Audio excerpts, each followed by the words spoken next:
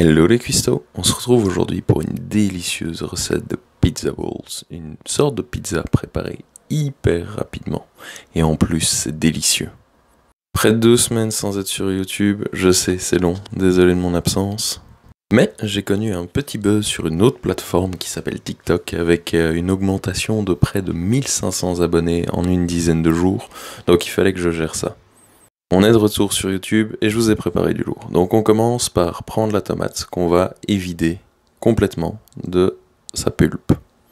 Prenez une poêle bien chaude dans laquelle on va venir faire cuire du bacon et on va rajouter un peu d'érable. Vous savez à quel point j'adore le bacon à l'érable. Je tenais aussi à vous présenter Basile, mon basilic. On va lui prélever quelques feuilles. Pendant que je fais une petite coupe à Basile, ce dernier m'a dit qu'il fallait impérativement que de 1, vous partagiez cette vidéo tout autour de vous, que vous la likiez, mais que surtout, vous vous abonniez à la chaîne. C'est très très important.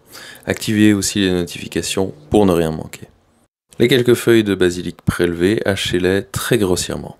Pour le nombre de feuilles, c'est selon votre goût. Moi j'aime bien le basilic, donc j'en ai pris 7 environ, mais vous pouvez en prendre plus ou moins.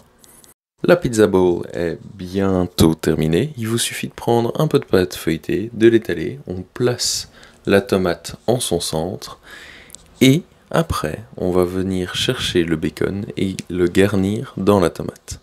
J'ai pris ces quelques ingrédients, mais on pourrait très bien imaginer faire plein de déclinaisons avec par exemple des champignons, du poivron, etc. C'est selon votre imagination, vos goûts et vos envies. Placez par-dessus le bacon un peu de fromage.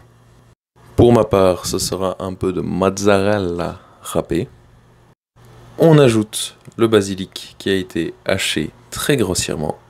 On pourrait s'imaginer également rajouter un filet d'huile d'olive, pas trop. On poivre. Et la même chose pour les épices. Vous pouvez mettre toutes les épices que vous voulez. Personnellement, j'ai mis du poivre, bien entendu, un peu de sel, et puis surtout l'origan.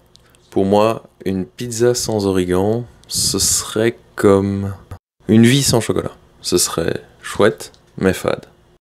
Je rajoute un peu de romarin. Vous auriez pu aussi mettre, bien évidemment, du thym. Et quand le tout est bien assaisonné, je remets par-dessus du fromage râpé. On vient replier la pâte feuilletée sur la tomate.